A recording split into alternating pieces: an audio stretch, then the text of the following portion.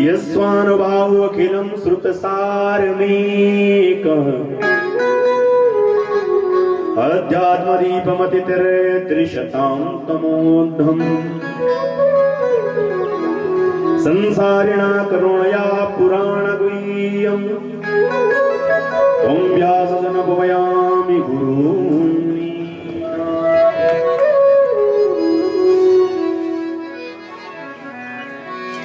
जो सारे शास्त्रों का सार है, जो अध्यात्म का वो दीपक है, जिससे सारा अंधकार रूपी जो अज्ञान है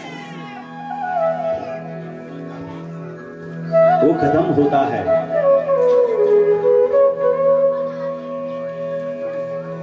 ऐसे जो व्यास भगवान के परम शिष्य है सुखदेव महाराज, गुरु मुनीना, जो मुनियों के भी गुरु है।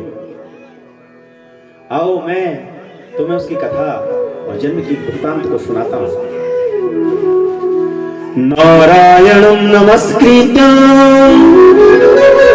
नरं चैव नरोत्तमं देवीं सरस्वतीं व्यासं ततो जयमुदीरये। भगवान व्यास देव जी को प्रणाम किया, नारायण भगवान को प्रणाम किया। यहाँ पर कथा बताए। बोले श्रीमद् भागवत महापुराण की जय। सुखदेव भगवान का जन्म किस प्रकार से हुआ, ये कथा भी गजब की। एक बार नारद जी घूमते हुए कैलाश पहुंचे। शंकर भगवान बैठे हैं, वामांगी गिरिराज राज तनया। बाएं अंग में कौन है? मां पार्वती बैठी। भोलेनाथ ने आंखें बंद की हैं, जटा उसमें गंगा है, वासुकी नाग गले में है, मुंड की मालाएं हैं, भस्मी पूरे अंग में लगी है। भगवान के जितने गण हैं वो पूरे कैलाश में बैठकर आनंद बैठे हैं। उस समय नारद भगवान जी आए तो सीधे मां के पास पहुंचे। पार्वती जी की आंखें खुला थी, भगवान ध्यान में थे। मां के चरण छुए, परिणाम किया, परिक्रमा करी। पर मां ने पूछा, नारद बहुत दिन हो गए तुम यहाँ आए नहीं, कहां थे? नारद जी ने कहा, मां क्या बताऊं, राजाओं के घर गया। उन्होंने कहा, महाराज दोबारा मत आना, तुम जब आते हो ना तो यहाँ लड़ाई होती, कोशिश करें बाहर ही नहीं जाए। ऐसा करते करते मां, मुझे जब पता चला कि लोग अब मुझे नहीं चाहते कि मैं घर में आऊं, लोगों के वहां झगड़ा लगा देता हूं, तो मन किया आप किसी के घर में नहीं जाना। तो नहीं जाना था तो कहीं भी नहीं गए। पर आज मन किया कि भोलेनाथ के दर्शन कर लूं, आपके दर्शन कर लूं, इसलिए मां बहुत दिनों बाद किसी के घर आ रहा हूं, तो तुम्हारे घर आ गए। मां पार्वती ने कहा, नारद हो तो ठीक है, संसार में सब घर एक जैसे थोड़ी ना होते, अलग अलग। कहीं बहुत प्रेम होता है, कहीं भैयाती ज्यादा होंगे, कहीं भाई बहन बहुत अच्छी ढंग से रहते हैं, बहुत मिलकर, कहीं थोड़ा खटपट भी चलता। तो संसार है ये, तो कई प्रकार के घर, लेकिन हमारा घर तो सबसे अच्छा है। यहां देखो नंदी महाराज बैठे हैं, सामने मेरा जो वाहन सिंह है, ये दोनों साथ बैठे हैं। क्या ऐसा हो सकता है कहीं? इतना ही नहीं, यहां मोर है कार्तिक जी का, और भोले बाबा के गले में भगवान वासुकी। इन दोनों में पैर है, लेकिन ये दोनों कभी लड़ते नहीं। और गणेश जी का जो वाहन है वो चूहा है, वासुकी भगवान उसे कभी छेड़ते नहीं। ये तो सदगृहस्थ है, यहां कुछ कोई भेद नहीं है। यहाँ भूत प्रेत यक्ष गंधर्व किन्नर राक्षस देवता दानव सबके लिए समान है। नारद को मन में लगा, मां मैं भी नारद हूं, कितनी भी तारीफ कर दो, ये दुर्गुण मेरे अंदर है कि मैं लड़ाता जरूर हूं। तो आज अगर आप कहते हो कि तुम्हारा सदगृह ऐसा है कि यहाँ लड़ाई झगड़ा नहीं होगा, मैं करवा के जाऊंगा। मनी मन सोचे। और माँ से कहने लगे, माँ ये भोले बाबा की जटाओं में गंगा है ना? बोले हाँ। ये चंद्रमा, ये गले में नाग है, वासुकी नाग दिखता ना। माता एक चीज बताओ ना, ये मुंड माला जो है ना, ये किसकी है? माता ने कहा, मुझे तो नहीं पता कि किसकी ही मुंड माला। मां आप कहते हैं कि भोलेनाथ और आप में कोई रहस्य छिपा नहीं, ये कैसे कह दिया फिर आपने? बोले नहीं नहीं, मैंने कभी पूछा ही नहीं। मां ठीक है, आपने नहीं पूछा तो बोले बाबा का भी तो कर्तव्य बनता, बता देता। अब सब चीज पूछनी पे बता। मां ने कहा सही कह रहा है नारद, तो ठीक कहता है। और भगवान शंकर समझ गए ये तो लड़वाएगा। शंकर भगवान ने जैसे ही आंखें खोली, नारद जी परिक्रमा करे, बोले भोलेनाथ मैं चलता हूं। भगवान ने कहा रुको नारद। बोले प्रभु आपको पता है मैं ज्यादा नहीं रुकता, बस आपने के दर्शन होते। तो मां ने बड़ी बड़ी आंखें करी, शंकर भगवान का टुकुर टुकुर देखने लगे। शंकर भगवान कहने लगे, प्रिय क्या बात, ऐसा क्यों देख रहे? बोले पहले मुझे आज ये बताओ, ये मुंड मालाएं किसकी है? और तुमने बताया तक नहीं किसकी मुंड माला? भगवान शिव ने कहा, हे प्रिय मैं तुम्हें बहुत प्रेम करता हूं, और जितनी बार तेरी अवतार हुए उस अवतार की स्मृति में मैं तेरे मुंड को अपने गले में धारण करता हूं। और जितने भी अवतार में मेरी प्रीति तुझसे रही, मैं चाहता हूं तू मेरे गले में रहे, इसलिए मैंने मुंड मालाएं पहनी। तो कहा मां पार्वती तो एक बात बताओ, मैं इतने बार मर चुकी हूं, फिर मेरा जन्म हो रहा है, और तुम नहीं मरते हो। बोले हम अमरनाथ, हम कभी मरते ही नहीं। तो बोले मुझे क्यों नहीं अमर बना देते हो? भगवान ने कहा उसके लिए कथा सुननी पड़ेगी और बना देंगे। तो आज से ही मुझे कथा सुनाओ। स्त्री हट, इसको त्रिया हट, बाल हट, राज हट, जोग हट, ये कुछ हटे हैं जब अपने पे आ गई तो बहुत मुश्किल हो जाती। तो भगवान ने कहा ठीक है, लेकिन हमें एकांत जाना पड़ेगा। कि चलो फिर सुंदर से अरण्य में पहुंचे। भगवान ने कहा ही पार्वती जितने भी जीव है ना, मैं डमरू बजाता हूं, इनको बाहर कर देता हूं।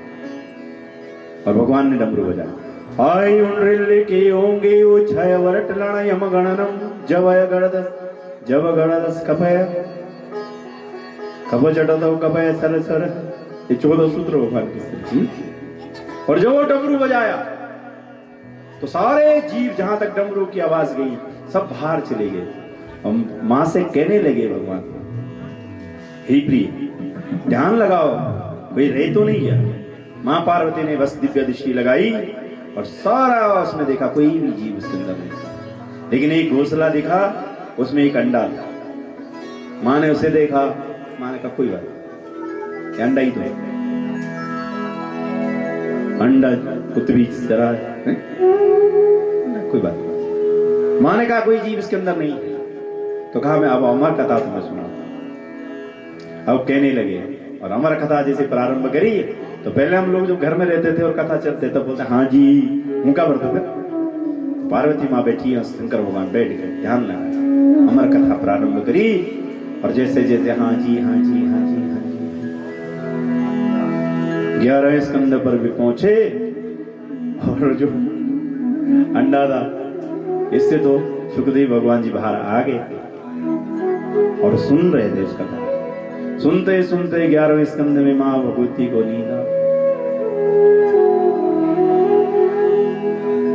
अब वो हूं का कौन भर रहा है? तोते का बच्चा। हाँ जी हाँ जी हाँ जी। भगवान ने बोला बोल श्रीमद् भागवत महापुराण की जय। अब तोते को तो ये पता था हाँ जी कहना, जयकारा का पता था नहीं। भगवान ने कहा जयकारा क्यों नहीं कही? जब आंख खोली तो देखा पार्वती माँ सो रही पुकार पुकार करके। तो कथा में अगर किसी को नींद आती तो कोई बड़ी बात नहीं। सर्वशक्तिमान माँ भगवती भी सो गई कथा सुन सुन। हम सीधे जो तो क्या नहीं बल्कि क्या खंबा ओम जखा तखा बैठनी और जनी ओम बोलता नहीं आ रहा।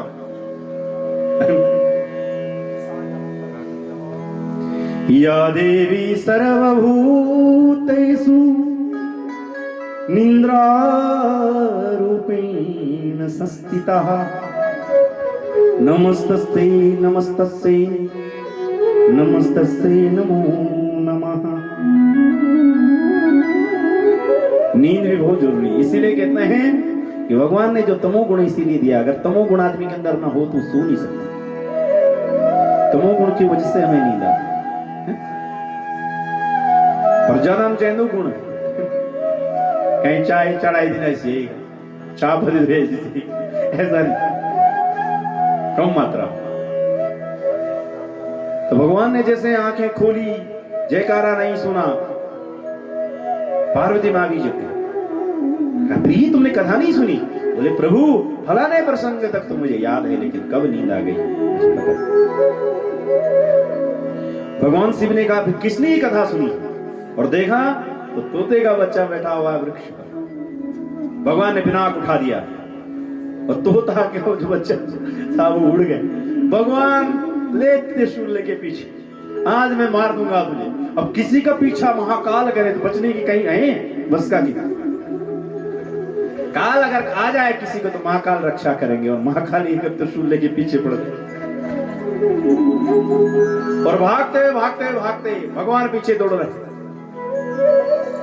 व्यासदेव जी की पत्नी ऋतुमती थी, स्नान करके बाहर निकली थी। तो अपने बाल थोड़ा झाड़े झूड़े थोड़ा सीट ठीक कर रही थी और थोड़ा जमाई जैसी ली। तोते का जो बच्चा मुंह से प्रवेश किया और पेट में बैठ। भगवान शंकर जो है त्रिशूल लेके आ गए और व्यासदेव जी पत्नी के पास ऐसे ही खड़े हुए। तब तक व्यासदेव जी ने कहा भोलेनाथ प्रणाम। भगवान ने देखा एक कौन है, देखा व्यासदेव जी। व्यासदेव जी ने कहा प्रभु आप सीधे दौड़े हुए आ रहे हो और त्रिशूल लेके और हमारी पत्नी पर प्रहार कर रहे हो। ये हमारी पत्नी है, क्या कर रहे हो? भगवान ने कहा कि बात ये है, एक तोता है, हम अमर कथा कर रहे हैं। इसने वो कथा सुनी। व्यासदेव जी ने कहा अमर कथा होती क्या है? बोले जो इस कथा को सुनता है वो अमर हो जाता है, वो मरता ही नहीं। रोही तोता तोड़ते हुए आया और आपकी पत्नी के पेट में चला गया है। मैं पहले तुम्हारी पत्नी को मारूंगा, फिर तोते को मारूंगा, फिर मृत संजीवनी विद्या से तुम्हारी पत्नी जिंदा करूंगा, तुम चिंता मत करो। बोले प्रभु हमें पता, आप सामर्थ्यवान देखते, लेकिन उस तोते को आप कह रहे हैं कि अमर कथा सुन चुका जो मर ही नहीं सकता, उसे क्यों मार रहे हो? भगवान ने सर पे हाथ रख दिया, बात तो सही कह, जिसने अमर कथा सुन ली हो वो तो मर नहीं सकता। तो कहा व्यासदेव जिससे भगवान ने, तो फिर हम क्या करें? बोले प्रभु आपको याद है सुमेरु में आपने मुझे वरदान दिया था, मां पार्वती आपके साथ थी और आपने कहा था, जब मैंने कहा मुझे पुत्र चाहिए तो आपने कहा ऐसा पुत्र दूंगा, याद करें। तो मां पार्वती ने मुझे सारा किया था कि मैं साथ में हूं, पक्का नहीं होगा तो मैं ही आती लाऊंगा। तो मुझे लगता है कि मां भवानी की यही कोई कृपा हुई है। तो आज से मेरी पत्नी के गर्भ में वो आ गया है वो सुख, तो मेरा ही पुत्र है, आप वरदान दे। और भगवान ने शिव ने वही वरदान दे दिया और तत्पश्चात 12 वर्ष बाद में जन्म हुआ है सुखदेव महाराज जी का। बोले सुखदेव महाराज की जय।